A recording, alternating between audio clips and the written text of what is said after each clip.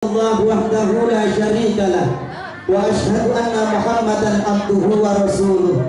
Allahumma sholli ala sayyidina Muhammad wa ala ali sayyidina Muhammad.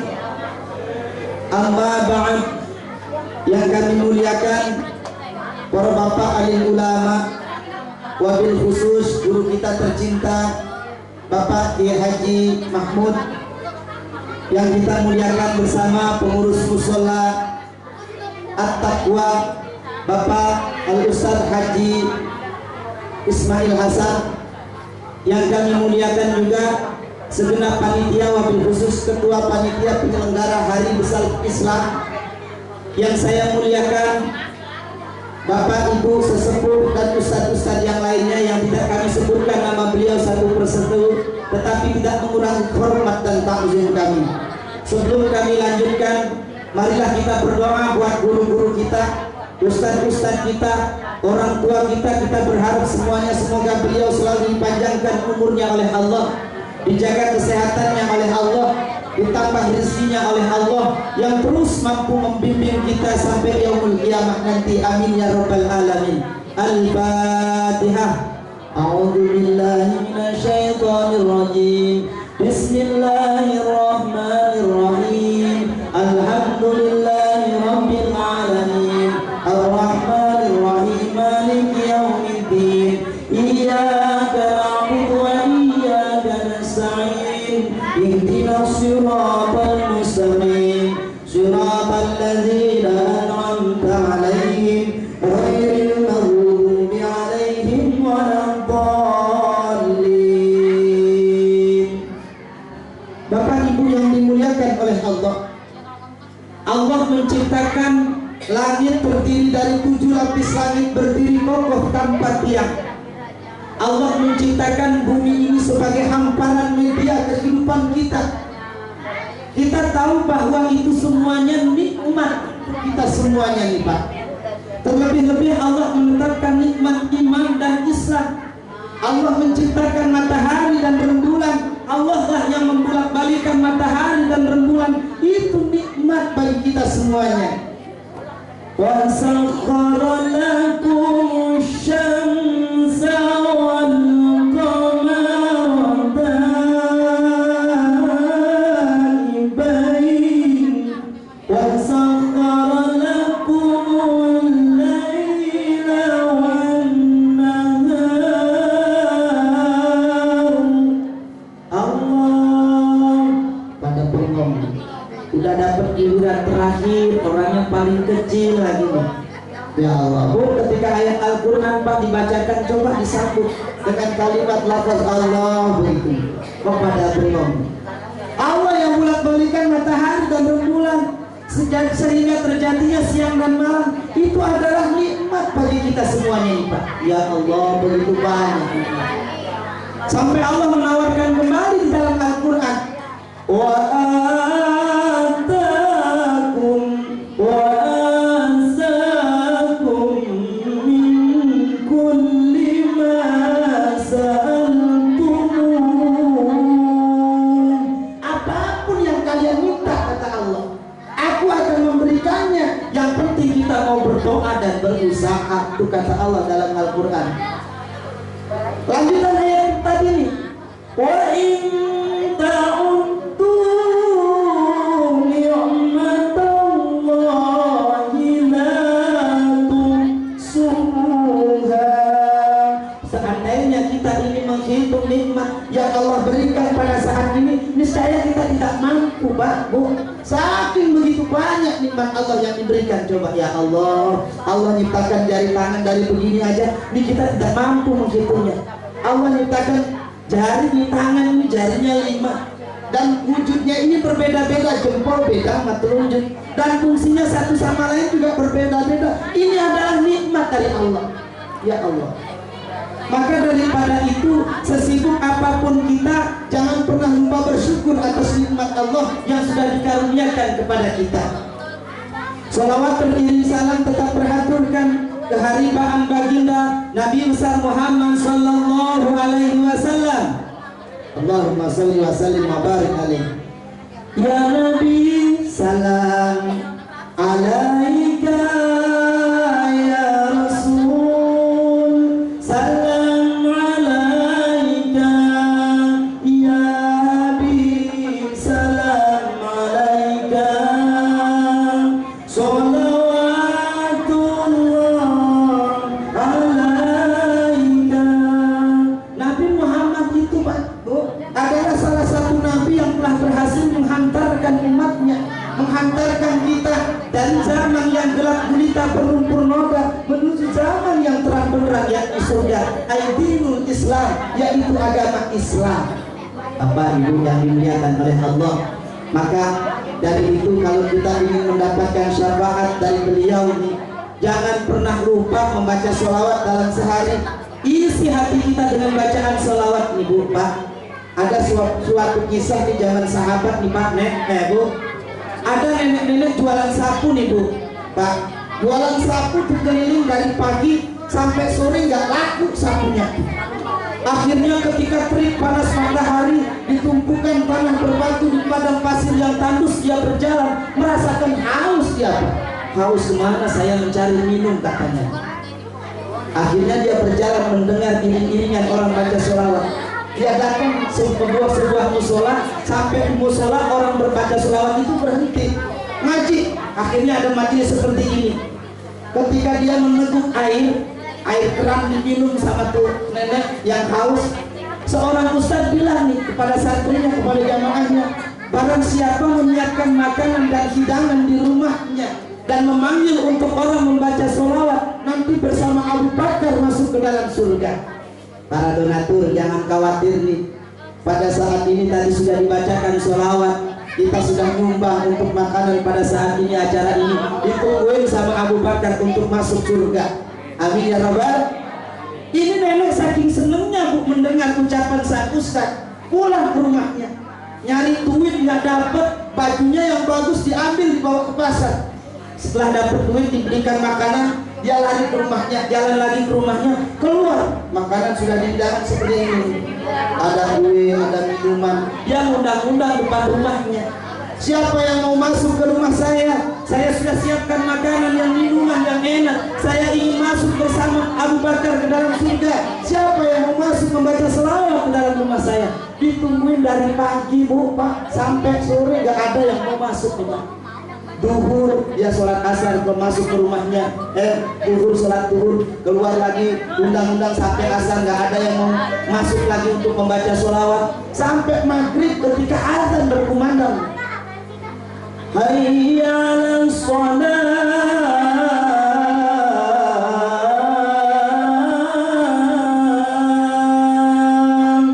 Itu nenek netes air matanya, ya Allah, saya orang miskin ya Allah, orang mau masuk rumah saya membaca sholawat jijik ya Allah.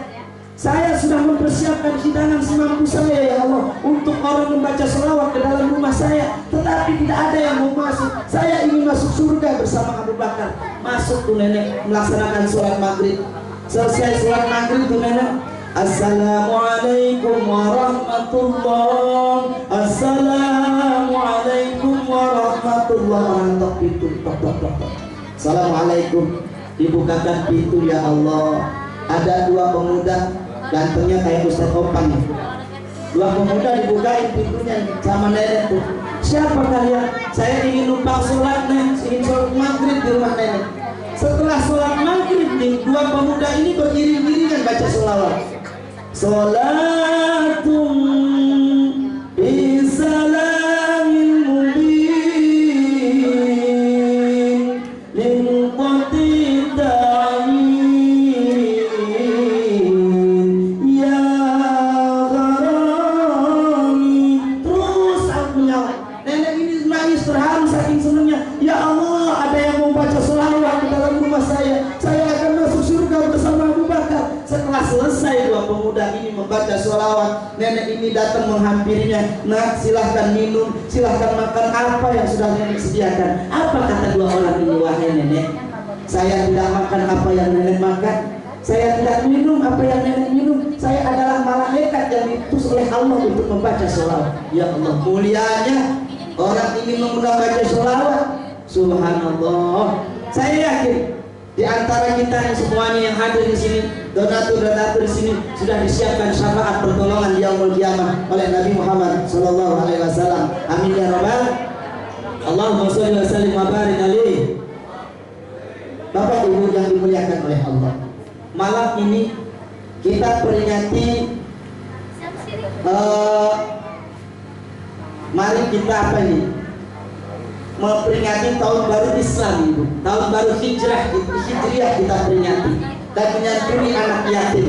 Tahun baru Hijriah ini diambil dari sejarah hijrah Nabi besar Muhammad sallallahu alaihi wasallam. Ini awal kebangkitan Islam.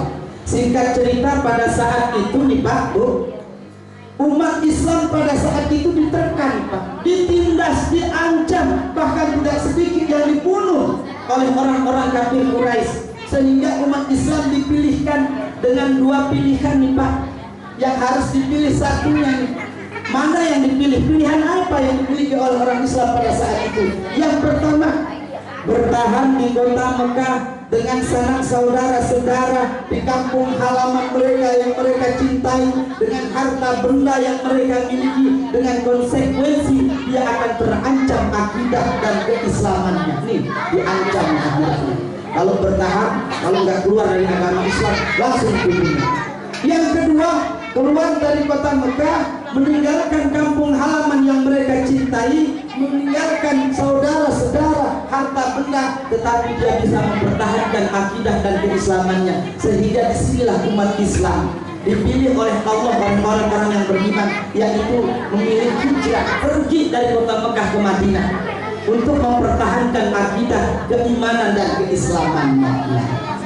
Ya, singkat cerita, seketika kita mendapatkan seperti ini. Islam sudah aman, Islam sudah jaya, Islam sudah tidak ada teror lagi, Ibu. Apa yang perlu kita perbuat dengan Islam? Inilah salah satunya begini, untuk menghidupkan Islam. Nah, karena kata Rasulullah pernah bersabda, Ibu, sayati ala ummati zamanun la yakul Islam illa ismun wala minal Qur'an illa rasmun. Akan datang di tengah-tengah umatku suatu masa di mana Islam itu ada tetapi tidak namanya saja. Banyak orang mengatakan saya adalah orang Islam, tetapi dia tidak mengerjakan kegiatan-kegiatan Islam. Maulid segala macam dia tidak mau, mengadakan tahun baru dia tidak mau. Seperti ini namanya menghidupkan Islam. Islam itu ada tetapi tidak namanya saja. Ingat, kita kembali ke Spanyol dulu. Spanyol dulu Pak, itu masjid sekarang sudah berubah menjadi gereja. Karena apa? Karena tidak ada kegiatan seperti ini.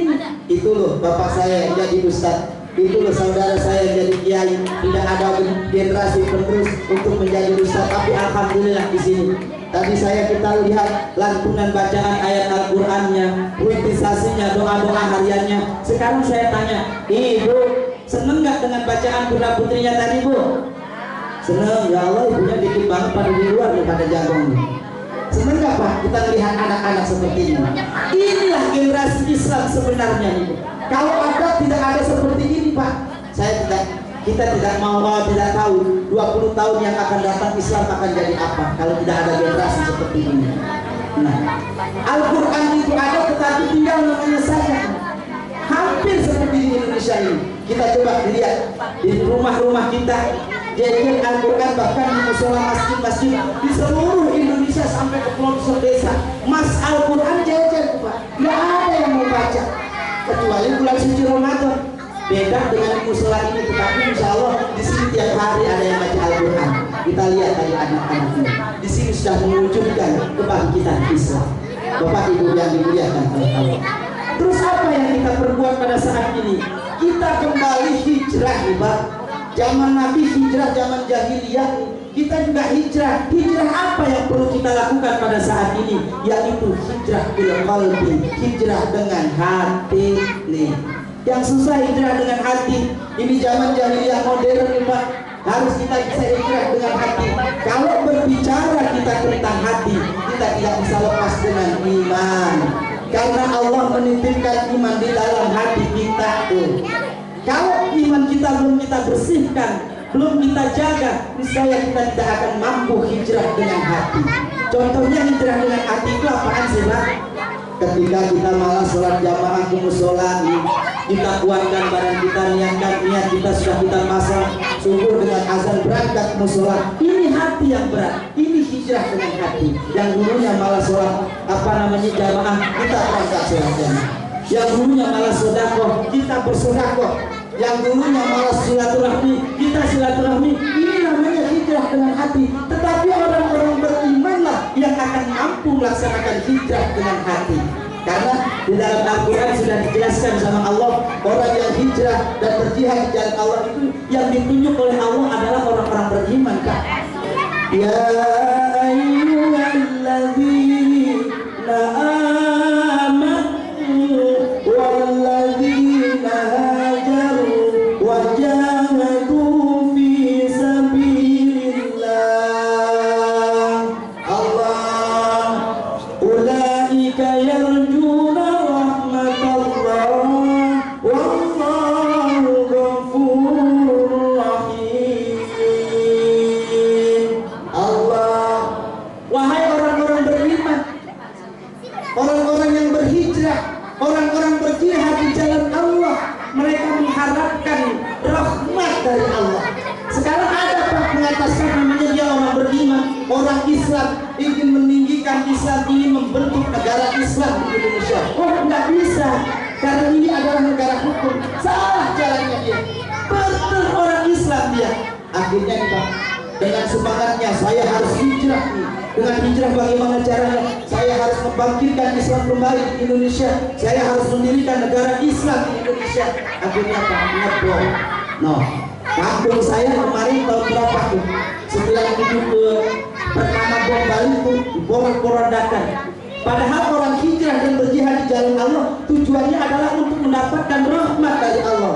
Bapak, ketika bom Bali pertama tuh Pak, ribuan orang Islam diusir dari Bali Pak. Yang nyari makan diusir dari Bali. Sama gubernur Bali dikembalikan, akhirnya gubernur Bali sama bupati Banyuwangi berantem. Ini orang siapa? Orang Islam yang mengatasnamakan orang Islam, mengatasnamakan dia mempunyai iman, berjihad, ingin membangkitkan Islam, malah menghancurkan Islam. Awas, salah jalan. Salah jalan putra putri kita, awas Pak. Ingat, sekarang banyak sekali aliran-aliran yang seperti itu, mengatasnamakan dia orang Islam, berjihad di jalan Allah, ingin berhijrah menghidupkan Islam kembali, ngebom, neror di mana-mana. Mana? Padahal kan ulaika yarjuna rahmatallah tujuannya. Orang berjihad, orang berhijrah waktu zaman Nabi besar Muhammad SAW untuk mendapatkan rahmat dari Allah.